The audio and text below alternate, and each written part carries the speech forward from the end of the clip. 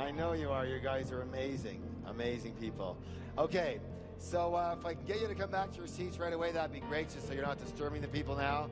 I know the breaks are a little short. We're going to have a nice long dinner. We'll be fine, but not until we have this amazing trainer who's coming up right now. Are you ready? No, you're not ready. Are you ready? All right, you're starting to get there. This is worth it. This is worth it. So, our next trainer has been one of the top business and personal success speakers in the entire world, entire what? He's given talks and seminars in every major city in the United States and Canada and over 45 different countries. He's the guru of gurus. Each year he speaks to over 250,000 people, and he's done that for years and years and years and years. He actually has one of the most successful product sales companies in the world. I don't know how many distributors? How many? About $500 million worth. Each, what? Total? Yeah, almost $500 million in sales and products alone. Good or good? More than anyone else in the world. He has, if not the number one of the number one audio cassettes sales venues in history with Nightingale Conant, right? Yeah, if not number one, then close to it. He has started, built, or managed and turned around over 22 different businesses in the last 25 years. He's worked with over 1,000 different companies who all have his videos and cassettes for all of their people in 42 different countries, every major company you can imagine. He has written 45 books. Every year he writes 4 books. This year alone, he's releasing 8 books. Now, that's nothing short of incredible. That's what? Twice as loud. That's incredible. I might write 8 chapters in 2 years, okay? Just totally incredible. And he's a brilliant man. He's very, very, very smart. You know, he doesn't usually put that on his bio or whatever, but I know him, and I know people who know him, and everybody who really knows him says the same thing about this gentleman. He's one of the most brilliant men on the planet. He's at another level than most people when it comes to intelligence and just really understanding the breakdown of things, the breakdown of success. And many of you have heard his voice for years and years and years on his products. He is one of the gurus of gurus. He's a great friend. He's very loyal. He's got a heart of gold. I am thrilled to have with us at the seminar of the century, Mr. Brian Tracy! Thank you, my friend. Thank you. Good job! Thank you. No. Thank you. Thank you. Please sit down. Please sit down. Wow. Wow. Get them under control. Please sit down. Please sit down. I got a lot of stuff to share with you. Let's not use up any more daylight than we have. Besides this rain coming in. No, not with us. Sorry.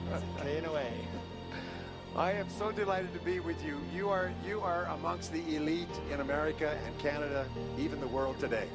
You are in the top 10%. And that's why it's because you're here. Only the top 10%, maybe the top 5, maybe the top 1% of human beings in the world would ever make this trek all the way to Aspen just to learn how to become better in the future. I mean, that's phenomenal. Give yourselves a big hand. Congratulations. You're the best. And I want to give you the very best ideas I possibly can in the time that we have together here. But let me begin by saying, and Michael Gerber was talking about this, we're living at the very best time in all of human history. I am an economist by avocation. I read, I keep current with what's going on in the world. I've traveled in 90 countries, and I can tell you that North America today is the most booming single place in the world today. There are more opportunities, more possibilities for more people today than have ever existed in any other country at any other time in human history. And you are at the front of the line to take advantage of them. Yes. And our job today, our job in this conference is to give you ideas that you can use to take full advantage of this. More people are going to make more money in the years ahead than have been made in all of human history. I just read an article before I came down here by Brian Westbury. He's an economist I had dinner with in Chicago in April. And Brian Westbury is what you might call an optimistic economist, very smart. And he said that we are in what is called the long boom. Now, people talk about business cycles going up and down. If things go up, they have to go down and so on. But it's not necessarily true. Business cycles are caused by mistakes of government. The primary mistake they make is they raise taxes. If they raise taxes or they interfere with business, the flow of business, what will happen is the economy will spike. And that's why you have to be very careful who you vote for next time. Because if they say they're going to raise your taxes, that means you're going to cause the economy to spike. What Brian Westbury says is that we're in the 87th month of a long boom. Do you know that Britain, Britain, for example, and several other countries have been 157, 168, 195 months of continuous boom, that the boom goes on year after year after year. This idea that it's all coming to an end and we must run and put our heads in a hole, not true. This is a great time. And this boom can continue and can continue and can continue, and your job is to take advantage of it. How many people here would like to double their income? If I can show you how, will you give it a try? Yes, well, that's the only test question of the day. You know how many times the average person tries on a new goal before they give up? Well, the average is less than one. Most people give up before they even try the first time. Interesting, I've studied success, and I'll come back to this in a second. What I find is there's four things that people want. All human beings worldwide, and I've spoken all over the world, all want four things. Number one is they want to be healthy and live a long life. Number two is they want to do work that they enjoy, do it well, and get paid well for it. Isn't that true? And number three is they want to have wonderful relationships with people that they love and care about, who love and care about them. And that's probably more important than anything else. And number four, everybody wants to achieve financial independence. We want to make enough money so that we never have to worry about money again. Isn't that true? So we're all setting these as goals. We're always continually saying, what are my goals? It's always one of these three things. I always ask people what their goals are, and I can always tell you what your goals are. The same thing. You want to be happy, you want to be healthy, you want to make a lot of money, you want to be financially independent. And then, but before anybody starts, they say, well, before I start, that's what I want. I need to take a quick vacation to a wonderful vacation place called Someday Isle. And most people, you know, the 80-20 rule, 80% of the population lives on Someday Isle most of their lives. Someday I'll lose weight, and someday I'll start a business, and someday I'll read that book or take that course, or someday I'll get out of debt, or someday I'll get out of this lousy relationship, or Someday Isle. And they live on Someday Isle. And who are they surrounded with on Someday Isle?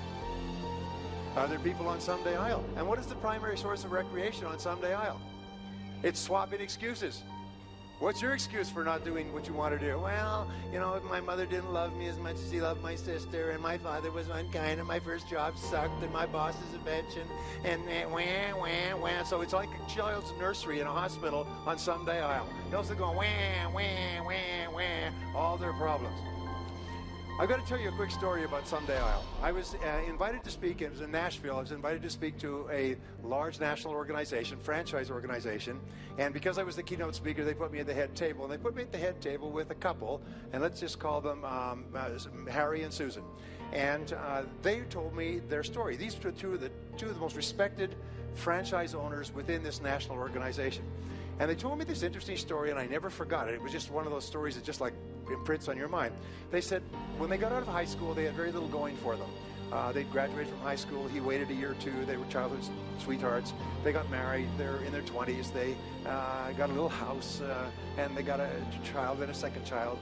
And they're trucking along, and they're 25, 30 years old, and he's working as a plumber, and she's working in the supermarket, and they have too much month at the end of the money, and they worry about money all the time, and they drive a couple of old cars, and they, you know, recycle their kids' clothes and repair bicycles for their kids. You know, that we all come from that.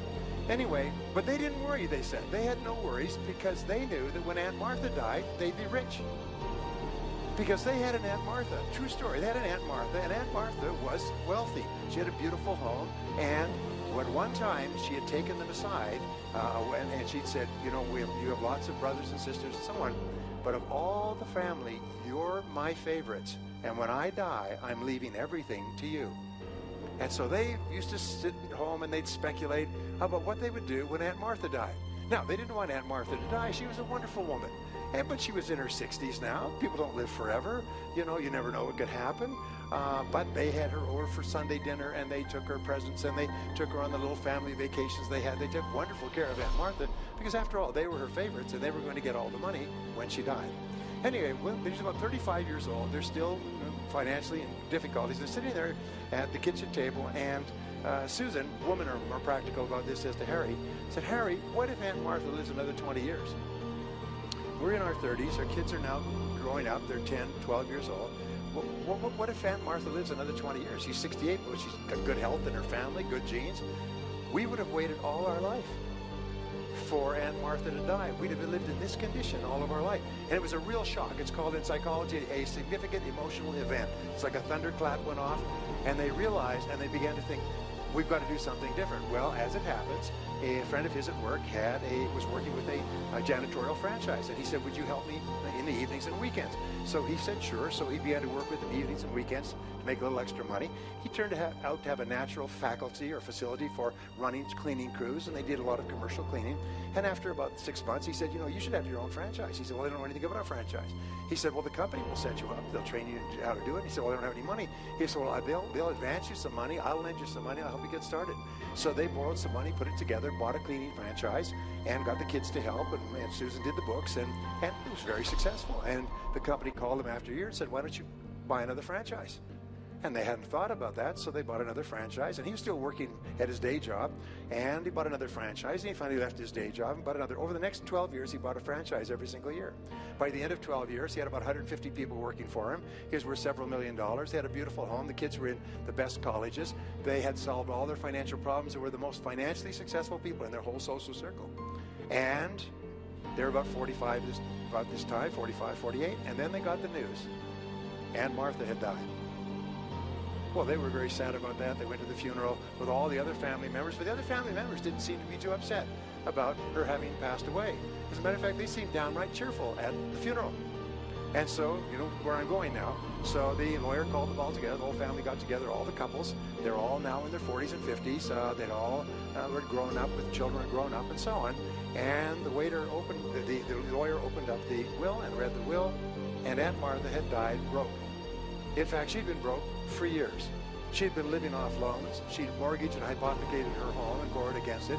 She'd been living off her family. She hadn't had any money for years and years. And they turned around and they found the members of the family were shocked. They were all shocked. They were standing around shocking like victims of a bomb blast. Well, what happened? Well, Aunt Martha had told each of them privately that they were her favorites. And when she died, they were going to leave all their money. She was going to leave all her money to them. And here they were all standing there. This couple was financially independent because they'd taken the reins of life in their hands. The others were shocked. They were in their 40s and 50s. Their life had largely passed. And while they waited for Aunt Martha to die. Now, the reason I tell you the story is, first of all, it's true. It was a real shocker for them. It was a turning point in their lives. But my question is this, what is your Aunt Martha? What is your Aunt Martha?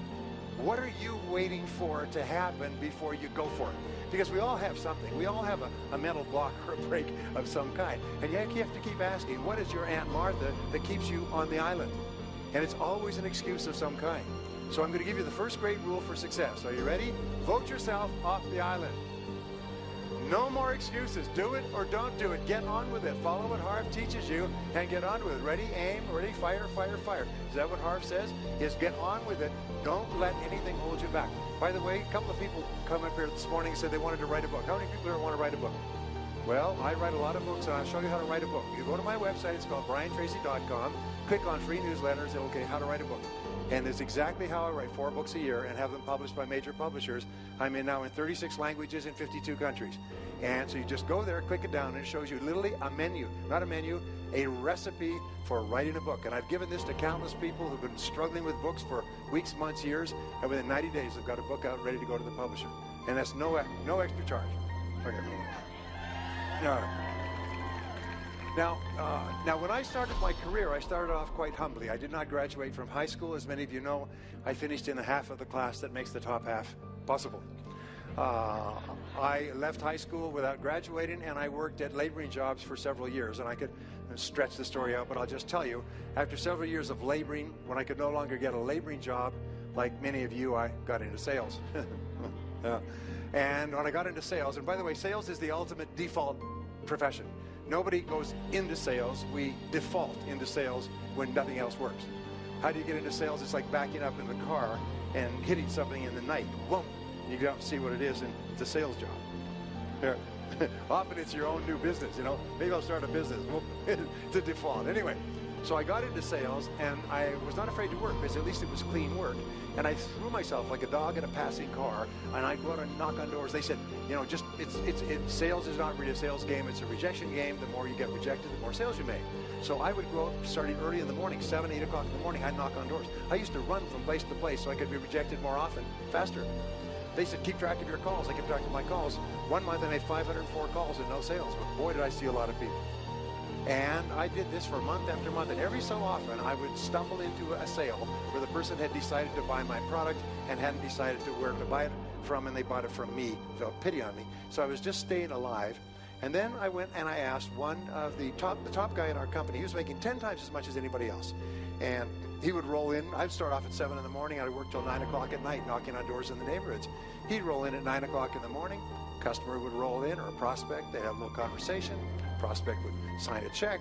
He'd make a sale. He'd go out and make a couple of sales in the morning, have lunch with another prospect, make sales in the afternoon. He was making more than anybody else in the company. He was making more by himself than everybody else put together. And so finally, I went to him and I said, what are you doing differently from me? And he told me. And this is one of the great breakthroughs in life. If you ever want to do anything, find out somebody who's doing it well and go and ask them what they're doing. Don't try to figure it all out for yourself. And so I asked him, what are you doing differently from me? And he said, well, show me your sales presentation and I'll critique it for you. I said, my what? Well, your presentation. I said, you show me yours and I'll show you mine. I said, by the way, how do you define a sales presentation? He said, well, a sales presentation is a logical and orderly process of, first of all, identifying prospects and then establishing rapport with them and then identifying their needs and then presenting our product or service as the best choice, all things considered, answering their concerns and objections, closing the sale, and then getting resales and referrals, which loops you back into the top of the process. I was writing, I couldn't believe it. You mean there's a logical order to this? I was doing what most salespeople do when they start off, it's called the blah, blah sell. Blah, blah, blah, blah, blah, blah. You find a prospect, try to get between them and the door, and they go blah, blah, blah, blah, blah, and say as many clever things as you can. And if they start to lose interest, you speak louder and faster. Now, I didn't mind if they seemed to be losing interest. When they looked at their watch and started pounding it, then I started to become nervous.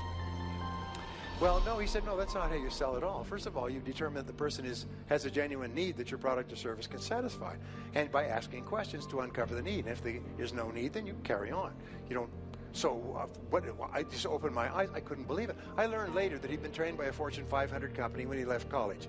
They had taken him and spent a year, 6 months in classroom, 6 months in the field, alternating back and forth like a windshield wiper until he was thoroughly trained in how to sell. He could then go into any sales organization, any product, service company, any industry, and within 30, 60, 90 days, he'd be selling 10 times as much as anyone else. I almost died and gone to heaven. And he said to me, by the way, he said, did you know that 20% of the salespeople make 80% of the money? I said, no, I'd never heard about that. And so I said, well, if that's true, then I want to be in the top 20%. That was a life changer for me. For the rest of my life, I look back and I realized it was making the decision to be in the top 20% that changed the direction of my life. And this is what I also learned. To get into the top 20%, the key is to make a decision. Just make a decision. So I made the decision, and I began asking, why is it that some salespeople are more successful than others? And I began to study successful selling. I became voracious. I used to study hour after hour. I wasn't married at the time, so I had lots of time on my own because I couldn't afford to take anybody out. So I'd get up early in the morning, 5 o'clock in the morning. I'd study, and I'd go out in the daytime and practice what I learned. In the evening, I'd review it. And I began to read books and listen to audio programs and go to courses, and I began to practice it. And I did something else which changed my life as well. I find that there's two types of people in life. There's people who do things and people who talk about doing things. And one of the keys to success is action orientation. All successful people are like yourself. They're intensely action-oriented. Most people talk about what they're going to do, but then they go to the island. You know, you heard the old saying about the guy who says, I wake up every morning at this crack of dawn full of vigor and energy, and then I force myself to lay there until the feeling passes. Well, a lot of people do the same thing, is they have all these great ideas and they force themselves to do nothing until the feeling passes. Because what we have found is that there's a direct relationship between how quickly you take action on a new idea and how likely it is that you'll ever take action on any idea at all. In the work that I've done over the years, I found that all successful people have successful habits, and all unsuccessful people don't have them, or even worse, they have failure habits. They have habits that lead to failure. And so one of the most important habits that you can develop is the habit of taking action. And fortunately, if you do something repeatedly over and over again, what do you develop? You develop a habit. Now, the interesting thing is, forming a habit is difficult. Goethe, the German philosopher, once said, everything is hard before it's easy. Just like Michael was talking about learning to play a trumpet and learning to be a drywaller and carpenter and so on. Everything is hard before it's easy, but once you have made it a habit, it's like brushing your teeth. It's automatic and easy, and you can do it for the rest of your life. Well, what I found was everything that I tried for the first time didn't work. And my first idea was to be discouraged, say, oh, darn. And then I realized nothing works the first time. Nothing works the first time. Sometimes you have to practice it over and over again. Does anybody here have a favorite recipe? Okay, if you have a favorite dish that you make at home, sometime you tasted the dish at a friend's house or a restaurant, and you said, you know, I like to be able to make that at home so I don't have to go somewhere else to have it. And so the first thing you ask for the recipe. And you take the recipe home and you take all the ingredients and you lay them out and you put it all together and then you mix it up. And how does it taste the first time? Not like you remember it. But you have something that is a great advantage, and that's the great advantage of being part of this organization.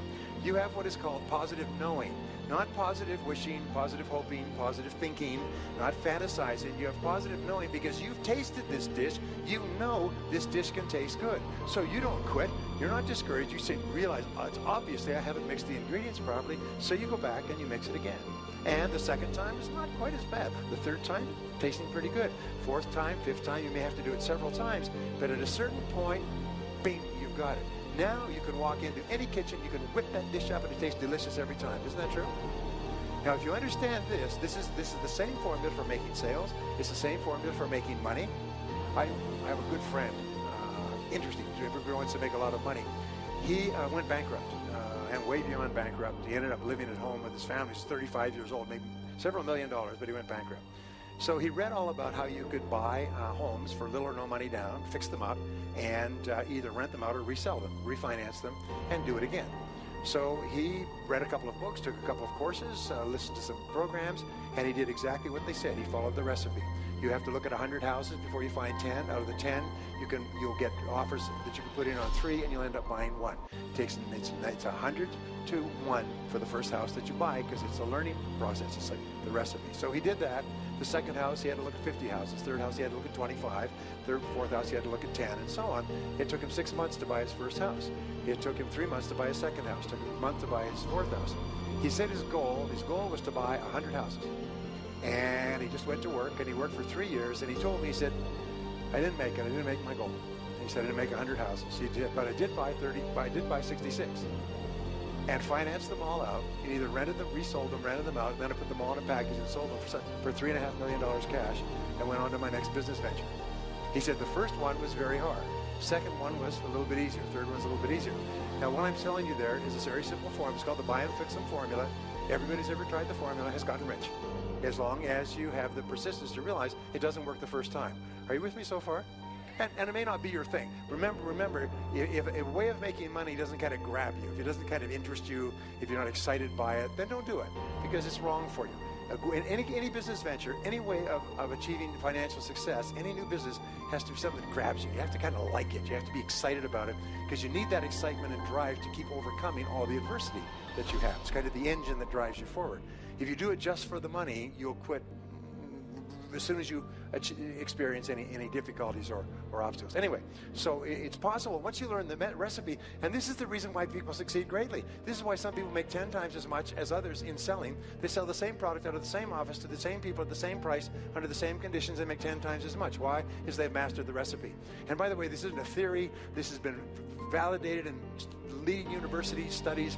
Top consulting firms go into companies, they identify what are the correct formulas, they implement the formulas worldwide, and the companies become multi-jillion-dollar companies over and over again. So it's possible to learn this. Well, what I learned, asking this question, why are some people more successful than others, I found that there were principles behind success. And going back to the 80-20 rule I talked about, is the 80-20 rule, in my estimation, says that 80% of your success is psychological, it's mental. It's what's going on in your mind rather than what's going on outside you. The other 20% is technical. Now, some people say that all you have to do is roll your eyeballs and think happy thoughts and you'll be rich. Anybody who tells you that needs a checkup from the neck up. Because that's not true, because the 20% of it is technical. If you sit there with a bunch of ingredients in the kitchen, you can't think happy thoughts, it's all going to come out of the oven well prepared. You have to learn the recipes and the formulas. You have to master the skills. You have to suffer adversities and difficulties. You have to get feedback and so on and so forth. But if you will learn those skills, the rest of it, the 80% is mental. So I began to study the metaphysics. My friend Mark Victor Hansen is here today. Mark introduced me to some metaphysics 23, 24 years ago. I was telling him that yesterday. And had a profound effect on my life, because what I learned is that behind everything that happens in the real world, there is a metaphysical or a spiritual significance or connotation. And what I began to find as I read hundreds and hundreds of books is that there are certain laws that have been discovered and rediscovered throughout all of human history. And I want to share with you the seven of the most important laws. In my other works, there's as many as 32 laws that I've discovered, all of which are important. Someone talked earlier about Harv talked about the law of reciprocation. It's a very, very important law, both on a physical level and on a spiritual and psychological level. But I want to share with you some of the ideas that had a profound effect on my life and the life of others, because I keep getting letters from all over the world in a variety of languages, most of which I can't read, but some of which I can, talking about how these principles have so profoundly changed people's lives. And the first law I learned in selling was the law of cause and effect. What I learned is that for every effect in your life, there's a cause.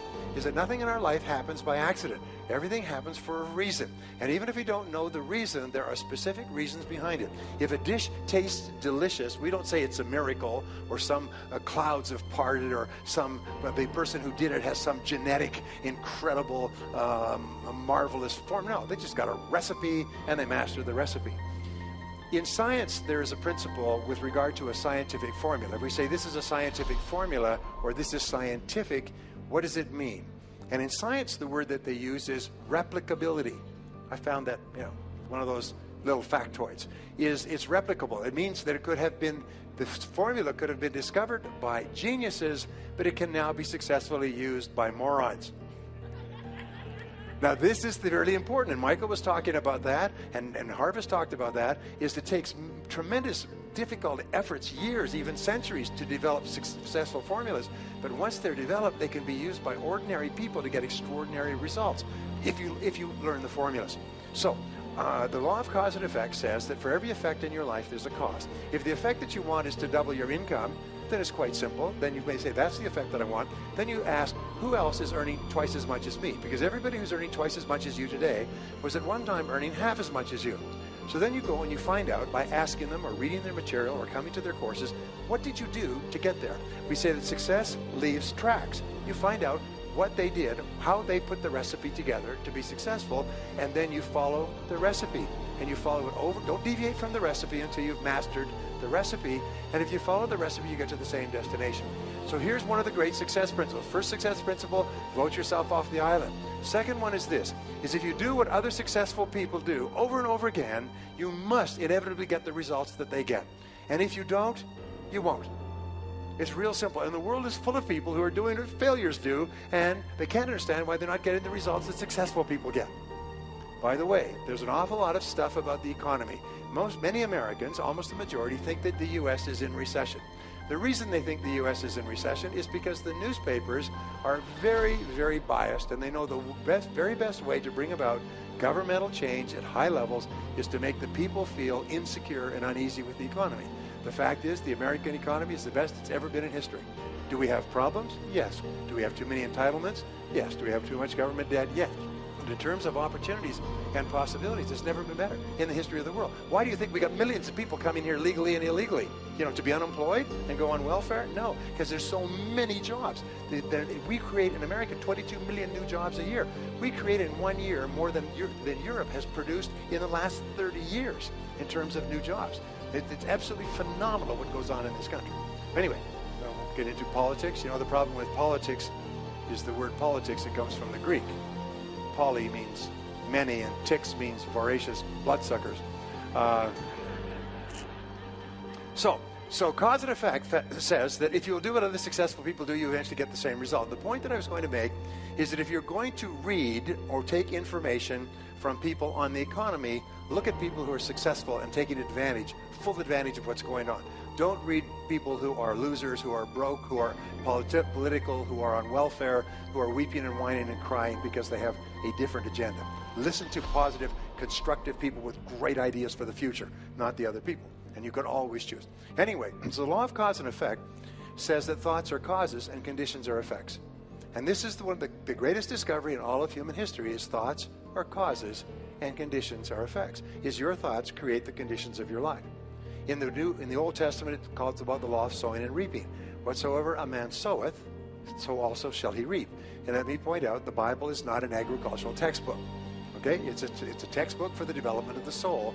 And whatsoever a man soweth in his mind, he reaps in reality, or a woman for that matter. Newton, the great physicist, changed the whole world with this whole idea of action and reaction. For every action, there's an equal and opposite reaction. In other words, whatever you put in, you get out. And you can't get out without putting in. Our greatest problem, by the way, in modern life, not only in America and worldwide, is an enormous number of people want to get out without putting in. They want to become wealthy without making any contribution. They want to have money without creating any value. And there's lots of people out there to take advantage of them and tell them that it's possible to do that. But it'd be the same as going to the field and saying, I want a crop, but I don't want to put in any seed. Or I want to put in a couple of seeds and I want a full crop. The fact is that the universe has a law, and the granddaddy law of the universe is cause and effect, sowing and reaping, action and reaction. Well, that's the first law. In other words, if you want to be financially successful, find out what other financially successful people do and do the same thing over and over again until it becomes a habit, and then you'll enjoy financial success. And it's not a matter of accident, and it doesn't matter if you went to the best schools or the worst schools or no schools. It's just a matter of law. And if you get your life in harmony with the laws, everything changes. If you get your life in conflict with the laws, nothing will happen to you except for bad things. Well, the second law that I discovered is called the law of control. And the law of control is very interesting because psychologists have written hundreds, thousands of books and articles on this. It says that we feel happy to the degree to which we feel we are in control of our own lives. And we feel unhappy or stressed to the degree to which we feel we are not in control or out of control, or even worse, controlled by external circumstances. Now, what psychologists call this is the locus or place of control. So they ask you, where do you feel the control lies in your life? Are you in charge of your life? Or is it your boss? Is it your bills? Is it your health? Is it your family? It's your situation that's controlling you. To the degree to which you feel you are in control, you're in command of your life, you feel happy, you feel powerful, you have high self-esteem, you have more energy, you have a stronger immune system, and so on. Now, the reason I mention this is that each of us has areas of our lives where we feel totally in control. Have you ever gone home from a holiday, like you go home from this vacation, you walk in the door of your own place, you walk in the door and you feel a great sense of relief. Why? It's because you're totally in control in your own environment. You're no longer on planes and trains and automobiles and everything else. You walk home and you're in control. So you have to ask yourself, where are the stress points in your life? And the stress points are points where you feel that you're controlled by external circumstances. One of the two worst things of all is we can be in a bad relationship. And so our mental health is controlled by the behavior of another person. 85% of our problems in life, by the way, come with hair on top and talk back. You know what I'm talking about. The other 15% are material. So another source of loss of control is financial. We feel out of control financially because we owe too much, we have too little, we have too much month at the end of the money, and so on. So you have to ask yourself, and here's what we found. We found there's always a way that you can be free. There's always a way you can retake control in your life. And the two ways are, number one is just take control, make a decision, and get on with it. And number two is to walk away. Does anybody know what I'm talking about here? Everybody in life does this regularly. We either decide to get in and resolve the situation, or we decide to walk away. But either case, we feel a tremendous sense of relief because we are back in control. That's really important. So that's the second law. And the law of control, wonderfully enough, is completely in harmony with the law of cause and effect. Because the law of control says that we control our own lives by the things that we do. The next law is what I call the law of belief. The law of belief says that whatever you believe with conviction becomes your reality. Is you don't see the world the way it is, you see the world the way you are. You see it through a screen of your own beliefs. And so we discussed this, and going right back into prehistory. In the Old Testament, it says, as a man thinketh in his heart, so is he. In other words, it's deep beliefs. In the New Testament, it says, according to your faith, it is done unto you. What he was talking about this morning, which is so important. And William James of Harvard said, belief creates the actual fact. Because if you believe something strongly enough, you will take action on that belief. If you believe something strong enough, it becomes your reality. So imagine this, two things. Imagine that there was a store that you could go to buy beliefs, just like a computer store where you'd buy a computer program that you could put into your hard drive. And you could buy any belief on the shelves. Which would be the very best belief for you to buy? Well, looking at the biographies and autobiographies of hundreds of successful people, we find there is one belief that all successful people have in common. And it is the belief that, by gum, I'm going to be a great success. By gum, everything that happens is part of a great process. It's like W. Clement Stone used to say that whenever anything went wrong, that's good. It's all part of a process. So when you absolutely believe that you're going to be successful, no matter what happens to you, you'll see it as part of the process. No matter how many setbacks you'll see it as part of the process of being successful. Now, if you have influence over other people, the most wonderful thing you could do is tell them that you believe that they're going to be successful. I have 4 wonderful children, and I learned this before I had my first child. So I've been practicing it on my kids, because kids are completely amenable to input when they're young. So from the time they were little, I've told them, when you grow up, you're going to be a big success. When you grow up, you're going to be a big success. I slip into the back of their computer, their metal computer, and I just program it in. You're going to be a big success. You're going to be a big success. As I got a little bit older, they said, well, how am I going to be a success, Daddy? I don't know what I'm going to do. Don't worry. Whatever you do, you'll be a big success. Well, what if it doesn't work out? I said, if it doesn't work out, that means it's something else is where you'll be a big success. And so my kids grow up, and that's all they ever hear. You're going to be a big success. Now, my son David, who was a little bit shy when he was growing up, I used to tell him how he was going to be a big success. And I remember him talking to a friend of his when he was 12. And his friend says, what are you going to do when you grow up, David? He said, well, I don't know, but I'm going to be a big success. And I said, it worked. Damn, it worked. And that's really important that you tell it to yourself, that you absolutely believe that you're going to be a big success. By the way, going back just one click, with regard to locus of control, Americans have the highest locus of control per capita of any people in the history of the world. 68% of Americans believe that they are largely in control of their own lives. That is, by the way, true for probably 100% of people here. Everybody here believes that they are in charge of their own lives. They make things happen. They're not passive waiting for things to happen. They go out and make things happen. Isn't that right? Yeah. And that's really important, because that is the attitude that makes it a reality. Your belief creates the actual fact. Now, here's something else that I've learned. I've learned it from Harv and from Mark and from a lot of other people, is the greatest single obstacle to our success is our self-limiting beliefs. Is we believe that we're limited in some way. Our friend this morning was talking about the fact that each person is a potential genius, that you have genius inside you, that you have unlimited potential, which is what we agree, we believe passionately. But if we believe that we are limited in some way, it becomes true for us. It becomes our belief. By the way, I didn't do well in school, and before we came here, I was going to do some background checking on the people here. What I found is there's a lot of people in this audience who didn't do well in school. Yes, there's a lot of people here got lousy grades in school. I was astonished to look at the high percentage. In fact, you could be sitting next to one of them right now. Yes, we know who you are. Now, here's the problem, is that if you're told, which I was, and all the time you're growing up, they say you have to get good grades or you won't do well in life. You have to get good grades, you won't get into college. You have to get good grades, you won't get a good job, won't get very well, and so on. They tell you that to encourage you to get good grades. So what if you got lousy grades for whatever reason? Well, now, you could be 25 or 35 years old, and you don't even try. You don't even try because, hey, you didn't get good grades in school, so you're kind of short of potential. And what we do is we actually sabotage ourselves. We drive with our foot on the brake of our own potential because we think, well, I didn't really get good grades in school. And then you read the studies and you find that most of the people who got straight A's work for the people who got B's. And the people who got B's work for the people who got C's who own the companies. And the people who own the companies got the money from the venture capitalists, all who got D's in school. And so the grades that you got in school are irrelevant. But if you believe that because you got poor grades or because you didn't get started, you didn't go to college or something else, if you believe it, it becomes true for you. So the first thing you do is you have to challenge your self-limiting beliefs and realize that most self-limiting beliefs have no foundation in reality. How many times have you had an experience where you thought you had no skill or ability in some area, and then you started working in that area and it turned out to be pretty capable, and you're quite amazed, and you never had that idea. The fact of the matter is, we all have that throughout life. My friend Dennis Wadley has this wonderful line. He said, you could not use all of your potential if you had 100 lifetimes. You have so much potential. And what holds us back from using all of our potential is we believe that we don't have it.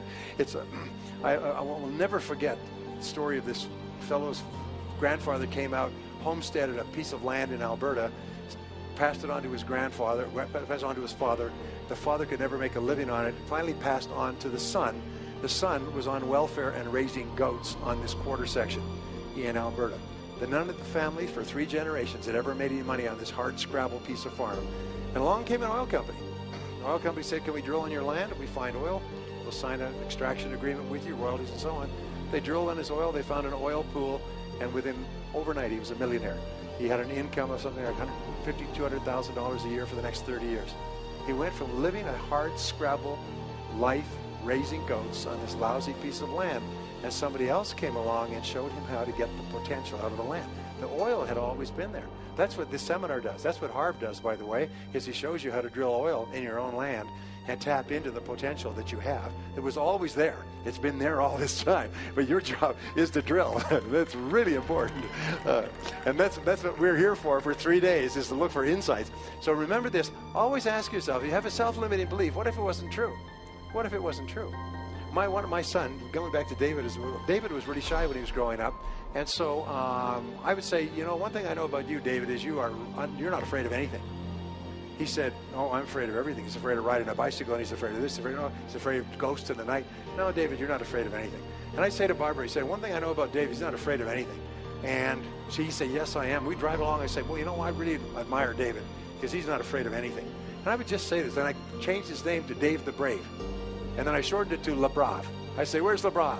Where's Le Brave? Where is he? How are you doing, Le Brave? I called him that. I started calling him Dave the Brave all the time. And, at a certain point in his life, he started saying, something, I'm not afraid of anything. It changed his whole life. You reprogrammed him to tell him, because other than that, he had a self-limiting belief. It's really important. Anyway, so your beliefs are important, and your whole attitude toward life is determined by your beliefs. And here's the interesting thing. You come into the world with no beliefs. Every belief that you have, good or bad, you learned from childhood. And most of your self-limiting beliefs, if not all of them, have no basis in reality. Is you have the capacity to do anything, be anything that you want. You could learn any subject. You could become a doctorate in any university. You could memorize, then learn languages. And the more you learn, the more you can learn. The more you use your brain, the more your brain is capable of learning more things. But what holds us back is, I could never learn languages. Shut up, you could learn languages. I'll tell you what, you went to a foreign country, and the only way you could eat is could learn the language and the words for the food. You'd learn languages at a speed of summer lightning. I know, because I've been there. In other words, the self-limiting beliefs have no reality. So the belief that you have to have programmed in, put in your computer, is that you are going to be a big success in life. And everything that happens is part of this great process. Now, the next law is called the law of expectations. Again, there's libraries of books and years of research on this. Expectations theory, by the way, is the foundation of all economics. It determines the drift of stock markets, the movement of world finances. It determines investment. Entrepreneurs have high expectations that their entrepreneurial efforts are going to work. We would not start a business without high positive expectations. So expectations have an enormous impact on our attitudes. And here's the interesting thing, is if you believe you're going to be a great success, you expect everything that happens to be part of the great plan. So if you have positive expectations, like a kid's first Christmas, you're positive all the time. And the key to being positive is to look for the good. Expect good things to happen. We say that whatever you expect with confidence becomes your own self-fulfilling prophecy. Is you are constantly predicting your future by talking about how the way you think things are going to turn out. For example, 2 types of people could come to this conference. One could say, this is going to be a great conference. We're going to have speakers up there, and much of what they say I've heard before or will not be relevant to me, but each speaker is going to have something that's going to be so powerful it could change my life. And you're sitting here leaning forward, waiting for it. You don't know when it's coming in the time that we have, but you're waiting for it, and your whole attitude is different than a person who says, all right, I'll go with you. Yeah. But it's going to be sitting in the hot sun, drinking cheap beer. That kind of same experience, but different expectations. A person who starts a new job and thinks this is the start of a new career is a person who's very different than saying, well, it's just a job, from 9 to 5. Now, the interesting thing is, three sets of expectations. We could talk about this all day. First of all, the expectations that your parents had of you have an enormous impact on the person you become. And I knew this when I first started to have children, because my parents' expectations of me were negative. They were always critical, always demanding, always negative. No matter what you did, it was never good enough. If you didn't do anything, it was... does anybody know what I'm talking about? So I said to myself, well, I am not going to let my experience affect my experience with my children. By gum, I'm going to use that, and I'm going to do with my children. This is what we all resolve to do. I'm going to do with my children exactly the opposite of what my parents did to me. So in the work that was done at Harvard, what they found is that there's two keys to raising happy, healthy children. One is positive expectations, which is the parents just basically say, I believe in you. I believe you're going to be a great success. I believe you're going to do well. I believe that you're going to have a great life. And they say, yes, but I got poor grades. And, well, that's not typical of your true performance. You can get better grades next time. And they just kind of keep showering their children, like ladling syrup on pancakes. They just keep ladling this syrup of positive expectations on their kids. And what psychologists have found is people rise to the expectations put on them by the people they admire. The higher up a person is in a person's idea, like a parent or an uncle or an aunt, their greater impact their expectations have. The expectations of teachers on students. If teachers treat students like they're really smart, there's years of this called the Pygmalion Effect. They'll tell teachers and they'll treat this entire class like they're all Nobel Prize potential winners. And the teachers will treat this class like they're all brilliant, and these kids will just flower. It's been proven over and over again, even though they don't know the IQs. The same thing is with your kids. Same thing is with your spouse. If you're always expecting the best of your spouse, that is the most wonderful, most loving, most life-enhancing thing you can do, is to always expect the best of the members of your family, as opposed to dumping on them or getting mad at them or criticizing them and so on. And so the expectations your parents had of you, and you have to ask, what were they? Because if you're not clear about them, it's hard to free yourself of them. The second is the expectations you have of the people who look up to you. But the third is the expectations you have of yourself. And you should expect the very best of yourself. You should expect to learn something from every experience. You should expect to continue to grow. You should expect to be a big success and be happy and healthy and thin and debt-free and retire with lots of money in the bank. You should expect to learn something from everything that happens. You should just have this confident expectation. You know, W. Clement Stone had this wonderful concept where he talked about being an inverse paranoid. And an inverse paranoid, a paranoid is a person who believes that everybody's out to get them. It's a vast conspiracy. An inverse paranoid is the reverse. He believes that everything out there is part of a vast conspiracy to make you happy and successful. And so whatever happens, he would look at it and say, that's good, and I wonder what it is that I can turn to my benefit to be happy and successful. And as a result, he became one of the richest, most successful people in history, starting off as a penniless orphan boy selling papers on the streets of Chicago at the age of 12 because of this attitude. So expectations are very important. The next law is called the law of attraction. Now, the law of attraction is very popular right now. I'm going to come back to it in just a second because it's very popular. All right. The law of attraction says that you are a living magnet. It says that your thoughts, and the law of attraction is tied into 2 or 3 other laws. One is called the law of vibration, which says that your thoughts vibrate at a certain level of energy, and that they attract into your life other thoughts, people, circumstances vibrate at the same level of energy. There's also another law called the law of sympathetic resonance. The law of sympathetic resonance also explains why we're here.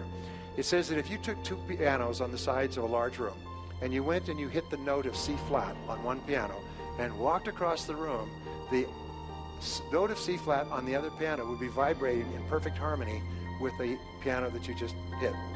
This is why very often you'll walk into a room and you'll strike it off with the person on the other side of the room.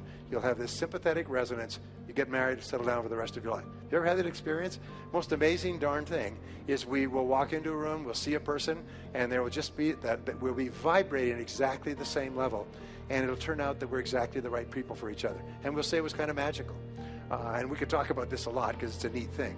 Also, you will have a time when you'll meet somebody and the vibrations will be bad. And later on you find out you were right, that that's not a good situation. Well, the law of attraction says that you invariably, because of this force field of energy, like an iron magnet attracts filings, you inevitably attract into your life people and circumstances in harmony with your dominant thoughts. But it's your dominant thoughts emotionalized. It's not just the thought itself, it's a thought charged with emotion. we say that thought has no power of itself, and emotion or energy has no direction. But a thought multiplied times an emotion equals a result.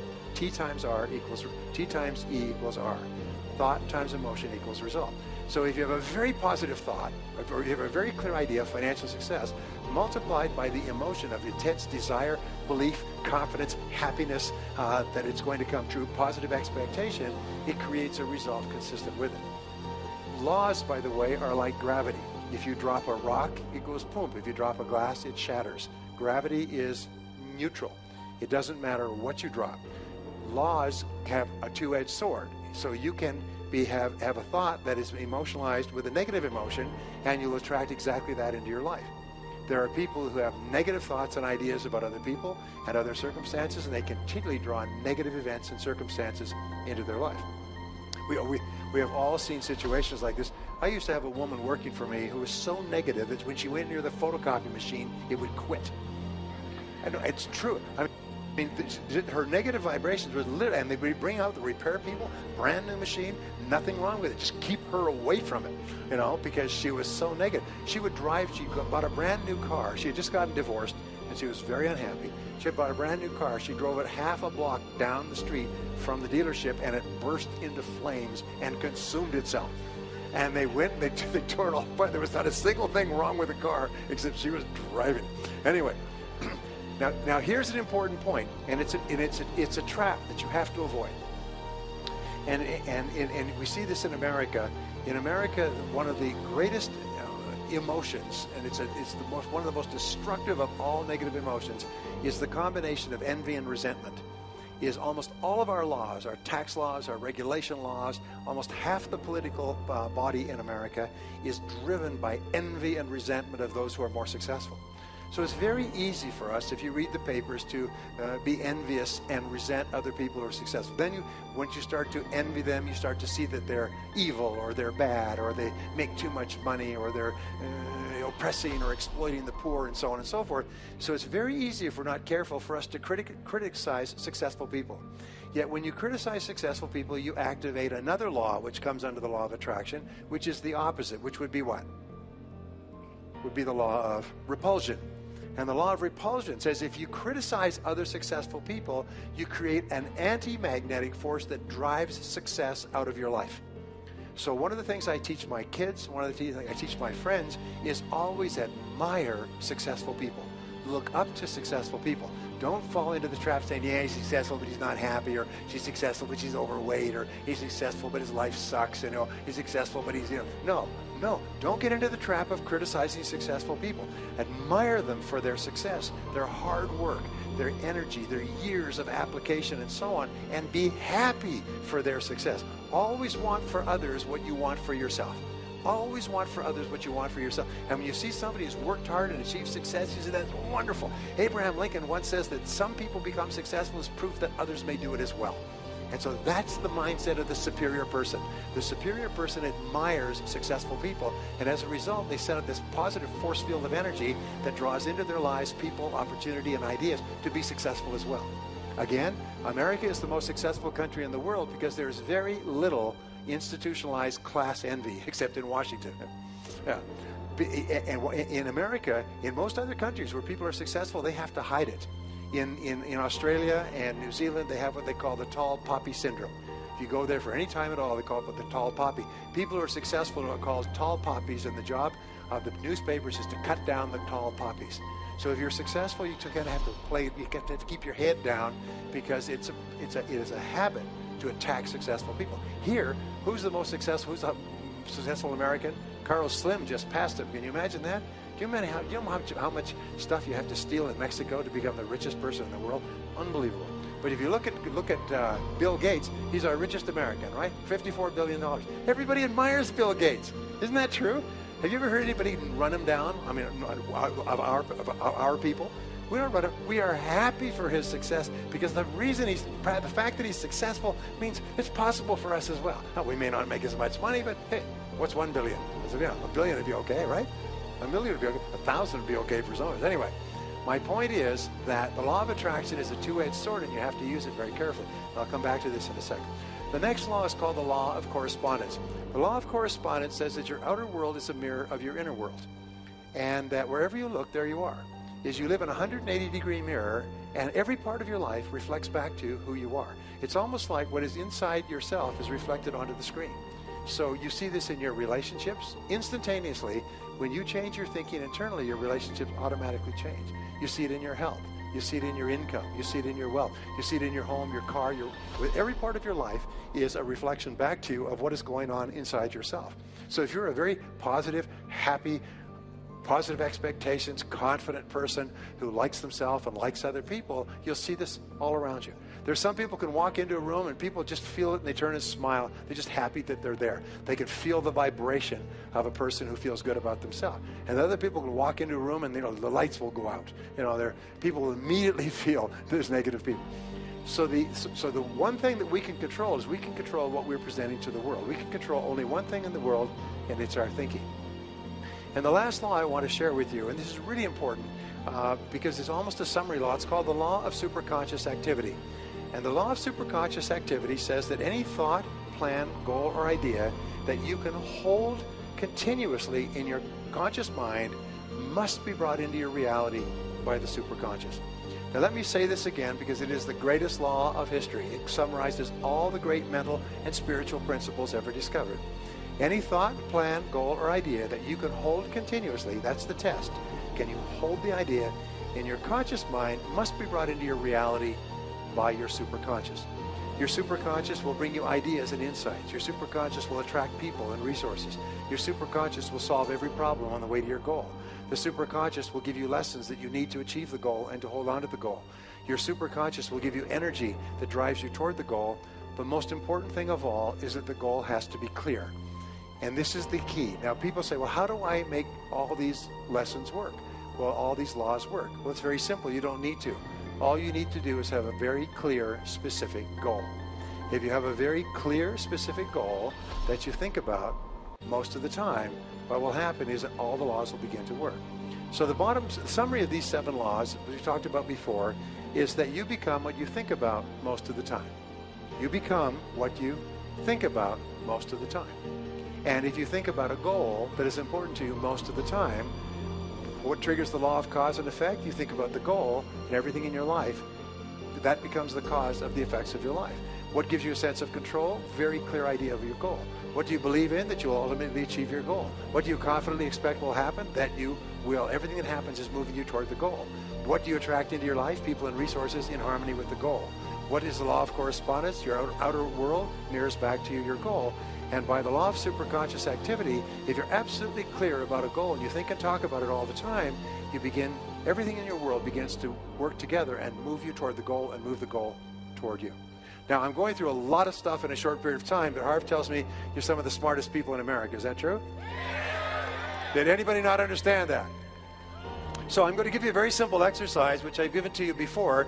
Before the end of the day, I want you to take a clean sheet of paper like this and write down 10 goals. That's all right. 10 goals that you'd like to accomplish in the next year. And just write down 10. And discipline yourself to write 10. And don't stop writing until you come down to 10. House, home, car, money, health, weight loss, whatever it likes, write down 10. Then you look at this goal and you imagine that you could wave a magic wand and you could have any one goal on this list within 24 hours. And whatever it is, you put a circle around that goal. Put a circle around that goal. And this becomes your major definite purpose. This becomes your primary organizing principle. This is what you think and talk about all the time. This becomes the goal that you focus on every single day. And every morning when you get up, you think about that goal. And all day long, you think about the goal.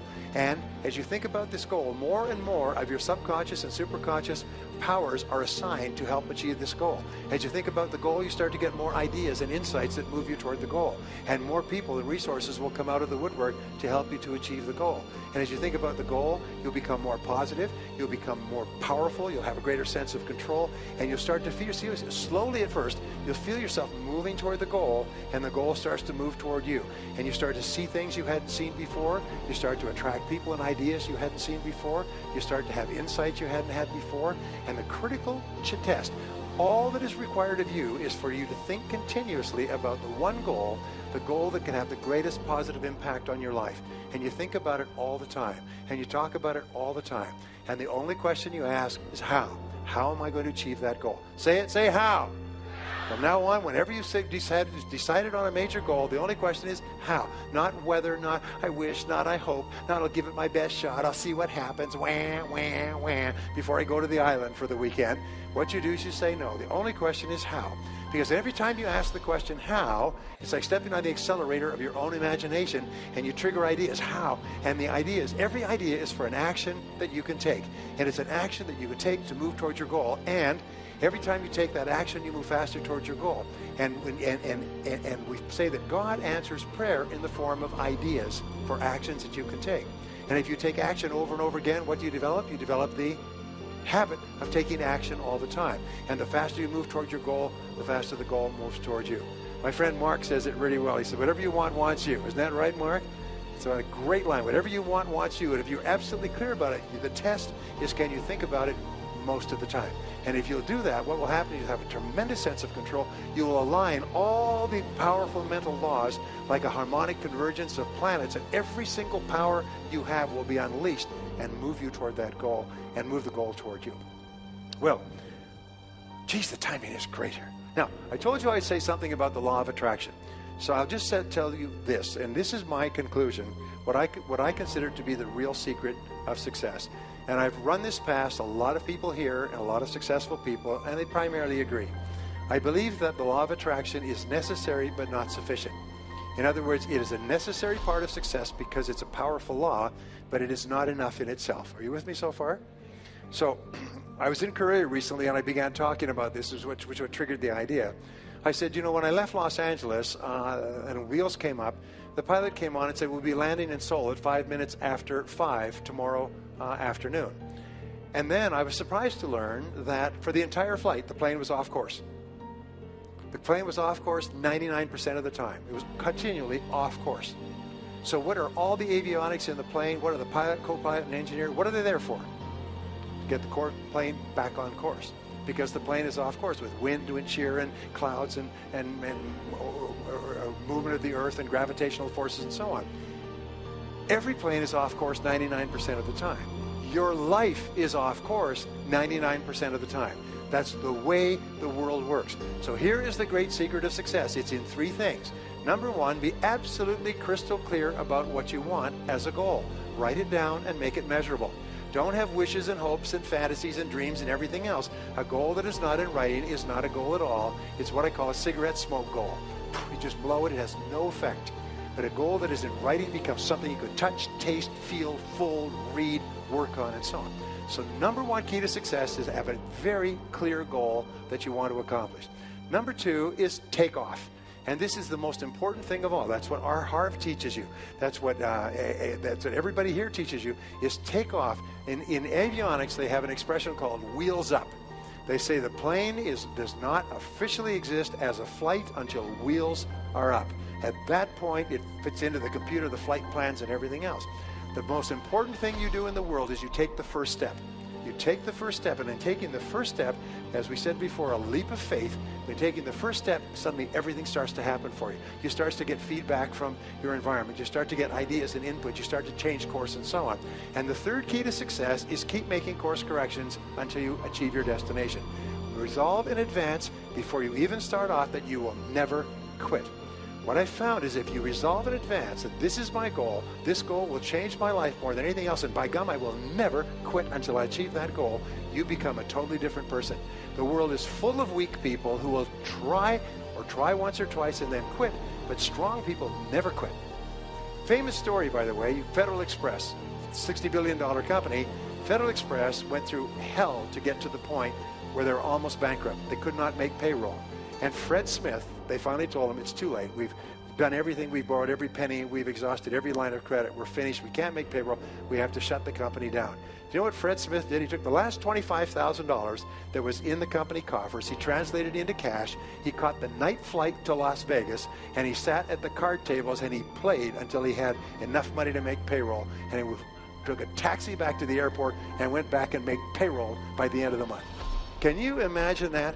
Can you imagine having the guts to do that, go all in with everything? That's the kind of person that never thinks about quitting. The reason you are great is because you never think about quitting. Is that right? Now, I have to tell you a quick story. Our biggest enemy of success in life, our biggest enemy is the path of least resistance. It's the tendency to do what is fun and easy rather than what is hard and necessary. So the story, Ole and Sven, they're up in Minnesota, they shoot a deer, and they're dragging the deer back to the truck by the tail, and they keep slipping and losing their grip and losing their balance, and a farmer comes along and says, boys, what are you doing? He says, well, you're dragging the deer back to the truck. He said, well, boys, you're not supposed to drag a deer by the tail. That's a very clumsy way to drag the deer. You're supposed to drag a deer by the handles that God has provided. They're called antlers. You're supposed to drag a deer by the antlers. They said, well, that makes a lot of sense. Thank you very much, sir. So they went around, they started dragging deer by the antlers. After 5 minutes, they're whipping along. Ole says to Sven, he said, the farmer was right. It'd go a lot easier by the antlers. He said, yeah, Ole, but we're getting further and further from the truck.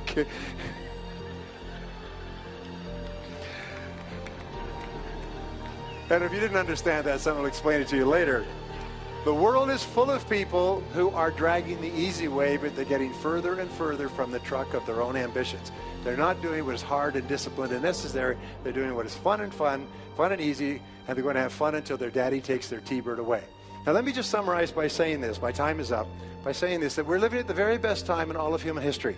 And you are the very best people living at the very best time in the very best country in all of human history. And of everything that's been accomplished in the last 200 years of America, what's going to be accomplished in the years ahead will be greater than that. We're hockey sticking as an economy, and we're into basically the great wave of success. As Michael told you, more people will start more businesses and become millionaires in the years ahead than in all of history. And your job is to be at the front of the line. Your job is to take full advantage of this wonderful country that is available to us. So here are the three things, the real secret of success. Number one, decide exactly what you want, set it as a goal, write it down, make a plan to accomplish it. Number two, take action on that goal and take action every day. And number three, keep making course corrections until you achieve the goal and never give up. Thank you very much. God bless you. Thank you.